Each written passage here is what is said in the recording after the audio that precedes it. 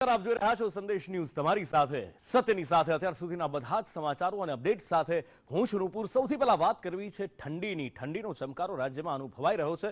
ગઈકાલે રાત્રે સૌથી ઠંડુ શહેર, સૌથી ઓછું તાપમાન નલિયામાં 10.4 ડિગ્રી નોંધાયું હતું। 19 જિલ્લાઓનું ટેમ્પરેચર 20 ડિગ્રીથી નીચે નોંધાયું હતું। કંડલામાં 13.7 ડિગ્રી નોંધાયું, અમરેલીમાં 14 ડિગ્રી, અમદાવાદમાં લઘુત્તમ તાપમાન 15.1 ડિગ્રી, ગાંધીનગરમાં 15 ડિગ્રી નોંધાયું, ડીસામાં 14 ડિગ્રી, કેશોદમાં 14.5 ડિગ્રી, રાજકોટમાં 14.9 ડિગ્રી, પોરબંદરમાં 15.8 ડિગ્રી, મહુવામાં 15.9 ડિગ્રી, ભુજમાં 16.4 ડિગ્રી, સુરેન્દ્રનગરમાં 16.5 ડિગ્રી, વડોદરામાં 16.6 ડિગ્રી, સુરતમાં 18.2, દીવમાં 17.2, વલ્લભ વિદ્યાનગરમાં 16.6 ડિગ્રી, ભાવનગરમાં 18, વેરાવળમાં 19.2 ડિગ્રી, દાહોદમાં 17 ડિગ્રી ટેમ્પરેચર નોંધાયું હતું।